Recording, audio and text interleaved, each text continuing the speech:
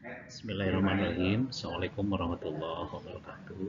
Izinkan pada kesempatan yang berbahagia ini saya menyampaikan materi mengenai APBN dan APBD.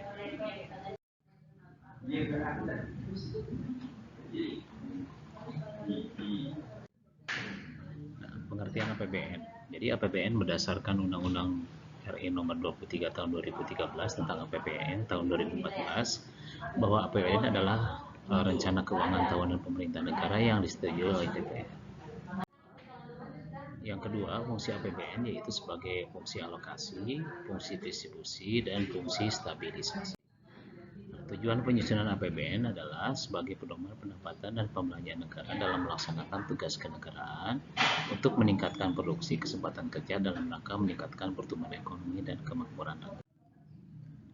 Sumber-sumber penerimaan negara yaitu dari pajak, dari bukan pajak, dan dari hibah.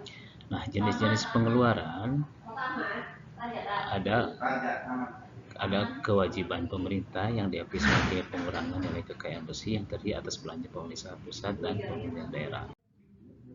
Yang keenam, mekanisme penyusunan APBN. Yang pertama yaitu prinsip penyusunan APBN, yang kedua asas penyusunan APBN.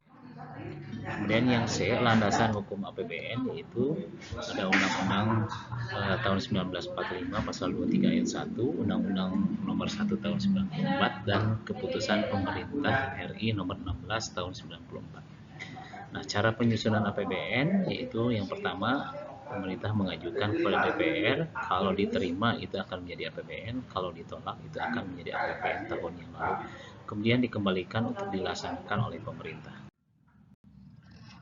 Pengaruh APBN terhadap perekonomian. Dengan adanya APBN dapat diketahui arah tujuan serta prioritas pembangunan yang akan dan sedang dilaksanakan. Selanjutnya adalah anggaran pendapatan belanja daerah. Pengertian APBD. APBD adalah rencana keuangan tahunan pemerintah daerah yang dibahas dan disetujui bersama oleh pemerintah daerah dan DPRD dan ditetapkan dengan peraturan daerah.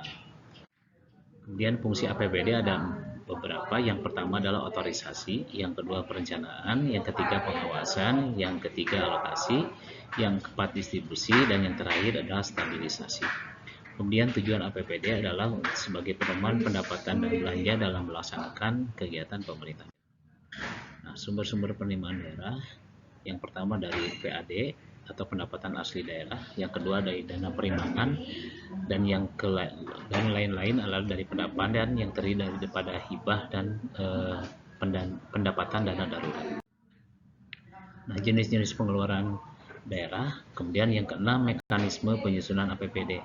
Sama seperti halnya APBN, kalau di daerah itu dari pemerintah daerah, kemudian diajukan ke DPRD, kemudian disahkan, kemudian kalau diterima akan menjadi APBD, kemudian kalau ditolak akan menggunakan APBD tahun sebelumnya. Nah, pengaruh APBD terhadap perekonomian yaitu membantu mengurangi kemiskinan, memperluas kesempatan kerja, memungkinkan investasi baru, dan lain-lain. Terima kasih untuk pembahasan kali ini. Assalamualaikum warahmatullahi wabarakatuh.